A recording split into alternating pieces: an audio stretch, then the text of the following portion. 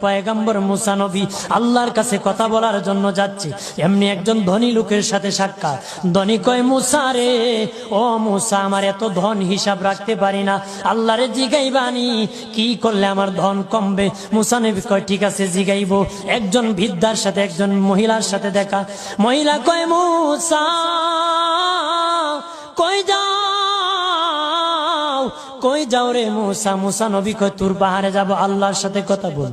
মুসা রে, আল্লাহরে জিগাইবানি, আমি গরিব মানুষ, আমি ভালো কিছু কিনতে পারি না, ছেলে মেয়েকে ভালো কিছু খাওয়াইতে পারি না, ভাঙ্গা ঘর, এত গরিব, ভালো করে ঘর বানাইতে পারি না, আল্লাহরে জিগাইবানি কি করলে আমার উন্নতি হবে, ধনী হব, টাকা পয়সা হবে, আল্লাহরে জিগাইবানি। আল্লাহ মুসা নবী কয়, ঠিক আছে, আল্লাহরে জিগাইব, তুমি কেমনে ধনী হইবা? আল্লাহ নবী মুসা নবী তিন রাস্তার মোড়ে যা দেখে একটা লোক বসে আছে, তার দুই হাত নাই, দুই পা নাই, দুই হাত নাই, দুই পা নাই।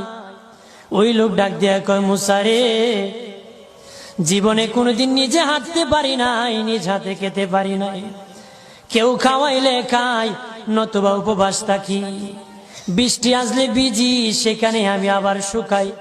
ও মুসা, জীবনে কোনো কাজে দুনিয়ার লাগি নাই, আল্লাহরে জিগাইবানি কোন কারণে আমারে বানাইছে?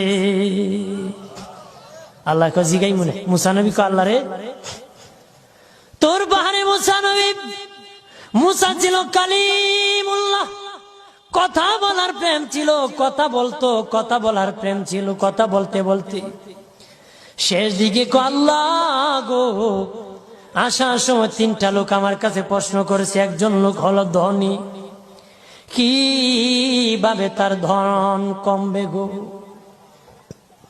আল্লাহ বলেন, মুসা রে,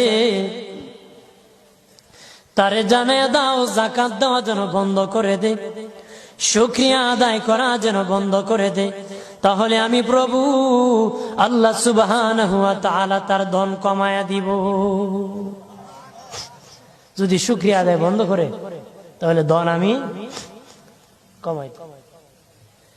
এরপরে মুসা নবী বলে, ও মালিক, আল্লাহ একজন মহিলা বলেছে তার গরিব মানুষ, গরিবী হালত জানা, যত ইনকাম করে তার একটা ভাঙ্গা ঘর, ভালো ঘর বানাইতে পারে না গো।